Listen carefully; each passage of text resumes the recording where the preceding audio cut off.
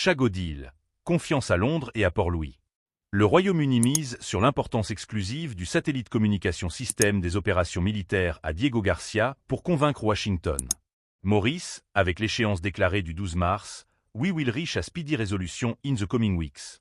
Le tête-à-tête Rubio-Lamy en fin de semaine en marge de la Munich Security Conference se présente comme un litmus test des Américains. La fin de cette semaine se présente comme un tournant, littéralement un litmus test, dans les échanges triangulaires Port-Louis, Londres-Washington en vue de conclure le Chago Deal après plus de 25 mois de négociations bilatérales au plus haut niveau. Que ce soit à Londres ou à Port-Louis, la confiance dans un dénouement positif est de mise, avec la conviction de voir la nouvelle administration américaine de Donald Trump donner le feu vert à l'accord conclu bilatéralement en début d'année pour la restitution de la souveraineté de Maurice sur l'archipel des Chagos et le bail de 99 ans de la base américaine de Diego Garcia. Certes, la semaine écoulée a vu une mise au point musclée de Londres face aux velléités de Maurice pour un Chago Much Better Deal comparativement au draft Chago Political Agreement du 3 octobre 2024, soit à la veille de la dissolution de l'Assemblée nationale pour les élections générales du 10 novembre de l'année dernière. Mercredi dernier, soit au lendemain de la Private Notice Question, PNQ, du leader de l'opposition, Joles Jongar, sur le dossier des Chagos, Londres a littéralement haussé le ton à l'encontre de Maurice au sujet des termes et de la substance du Chago Deal agréé. Néanmoins, ceux qui suivent avec assiduité les différentes étapes des consultations s'accordent à dire que la fin de la semaine s'affirme être encore déterminante à plus d'un titre. Après une analyse approfondie des différents aspects, line-by-line analysis, de l'accord intervenu entre Maurice et le Royaume-Uni sur les Chagos, le secrétaire d'État américain, Marco Rubio, sera appelé à communiquer officiellement les premiers éléments au sujet de la position de Donald Trump. Rendez-vous a été pris avec le Foreign Secretary britannique, David Lammy, à Munich entre les 14 et 16 février, avec à l'agenda, entre autres, les garanties contre la potentielle maligne influence, expression diplomatique si chère à Marco Rubio, de la République populaire de Chine avec Maurice exerçant la pleine souveraineté sur cette partie de son territoire. D'ailleurs, ce sera la première rencontre en tête-à-tête entre le secrétaire d'État américain et le Foreign Secretary britannique, et à coup sûr, le dossier des Chagos devant y figurer. De cette rencontre et des positions exprimées, le Chago Deal devra prendre sa forme officielle. C'est du moins ce qu'affirment les milieux autorisés, mettant fin à une période d'incertitude en prenant en considération les informations communiquées par Londres au sujet de la pertinence en droit international de cet accord bilatéral pour garantir l'usage exclusif de la base américaine de Diego Garcia, voire détails plus loin. D'autre part, toujours en fin de semaine, le Premier ministre, Navin Rangolam, sera à sa première mission officielle à l'étranger depuis l'installation du gouvernement de l'Alliance du Changement. À Addis Abeba, pour le 37e sommet de l'Union africaine, il remettra à l'ordre du jour panafricain le dossier de l'achèvement du processus de décolonisation en Afrique, dont celle de Maurice, avec une mobilisation diplomatique et politique des chefs d'État et de gouvernement à la cause des Chagos. Dans cette perspective, le Premier ministre a pris la décision d'inclure le leader du groupement des réfugiés des Chagos, Oliver Bancoult, au sein de la délégation officielle de Maurice pour Addis Abeba. Répondant à Joles Jongar à l'Assemblée nationale, mardi, par rapport aux considérations accordées par Maurice aux Chagossiens, Navin Rangolam a avancé de manière catégorique que « He must also say to the honorable leader of the opposition that I am going to the African Union meeting that is being held in Addis Abeba and I have asked M. Bancoult to accompany me, because we need to tell our African brothers what is happening. About the last décolonisation in Mauritius. Dernière échéance. » De ce fait, le dossier des Chagos sera diplomatiquement visible à l'agenda pour un retour de Maurice sur la scène panafricaine. L'engagement de l'Union africaine aux côtés de Maurice lors des délibérations de la Cour internationale de la Haye pour l'advisory opinion a pesé de tout son poids au sujet de la fin du processus de décolonisation. Il y a encore le fait que la motion post-la Haye à l'Assemblée générale des Nations unies du 22 mai 2020 était signée du Sénégal.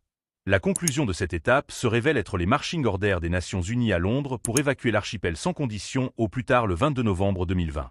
Cette dernière échéance, qui n'a pas été respectée par le Royaume-Uni, fait qu'aujourd'hui, ce dernier État membre des Nations Unies multiplie les initiatives pour sauvegarder l'exclusivité du satellite communication système installé à Diego Garcia pour les besoins militaires anglo-américains dans l'océan Indien et ailleurs.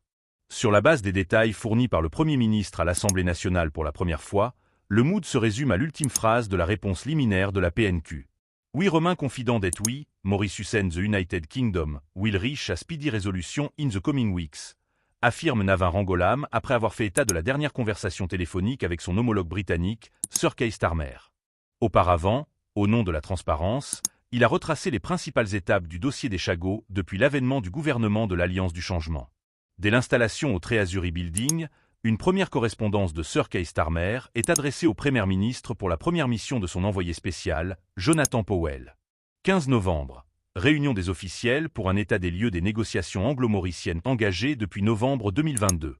La décision d'une indépendante review du draft confidential political agrément du 3 octobre et report du déplacement initial de Jonathan Powell. 25 novembre. Arrivée de Jonathan Powell à Maurice pour un briefing de la situation. And he had told him that we are a bit surprised that the agreement was made on the eve of the dissolution of Parliament. We, in the opposition, were not aware of anything and we could only see what was happening in the House of Commons, dira Navin Rangolam. 9 au 12 décembre. Présence d'une délégation d'officiels britanniques à Maurice pour des consultations, avec en toile de fond les conclusions de l'indépendante review et les avis des legal advisés. En parallèle, la Head of the UK délégation avait été reçue par le Premier ministre. La position de Maurice. While it was still willing to conclude an agreement with the United Kingdom, the draft agreement which was shown to US after the general election is one which, in our view, would not produce the benefit that the nation could expect from such an agreement. Des counter-proposals sont soumis aux Britanniques. 16 décembre. La réponse aux contre-propositions est reçue et examinée par le comité interministériel, présidé par le Premier ministre et comprenant le député prime ministère, Paul Béranger, l'attorney général, Gavin Glover, et le ministre des Affaires. Shago Deal. Confiance à Londres et à Port-Louis. Le Royaume-Uni mise sur l'importance exclusive du satellite communication système des opérations militaires à Diego Garcia pour convaincre Washington. Maurice, avec l'échéance déclarée du 12 mars, We will reach a speedy resolution in the coming weeks. Le tête-à-tête Rubio-Lamy en fin de semaine en marge de la Munich Security Conference se présente comme un litmus test des Américains. La fin de cette semaine se présente comme un tournant, littéralement un litmus test, dans les échanges triangulaires Port-Louis, Londres-Washington en vue de conclure le Shago Deal après plus de 25 mois de négociations bilatérales au plus haut niveau. Que ce soit à Londres ou à Port-Louis, la confiance dans un dénouement positif est de mise, avec la conviction de voir la nouvelle administration américaine de Donald Trump donner le feu vert à l'accord conclu bilatéralement en début d'année pour la restitution de la souveraineté de Maurice sur l'archipel des Chagos et le bail de 99 ans de la base américaine de Diego Garcia.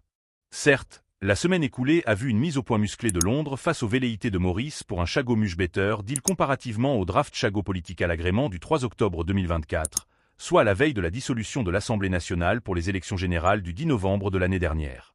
Mercredi dernier, soit au lendemain de la Private Notice Question, PNQ, du leader de l'opposition, Joles Jongar, sur le dossier des Chagos, Londres a littéralement haussé le ton à l'encontre de Maurice au sujet des termes et de la substance du Shago Deal agréé.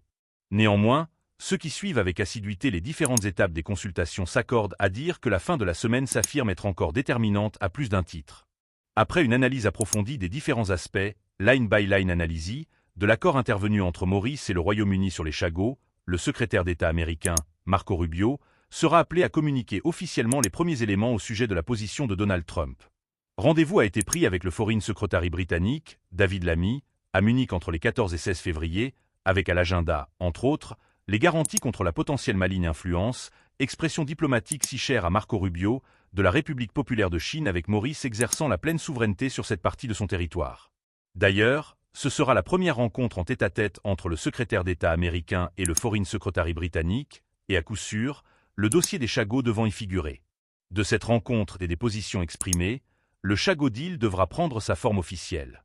C'est du moins ce qu'affirment les milieux autorisés, mettant fin à une période d'incertitude en prenant en considération les informations communiquées par Londres au sujet de la pertinence en droit international de cet accord bilatéral pour garantir l'usage exclusif de la base américaine de Diego Garcia, voire détail plus loin.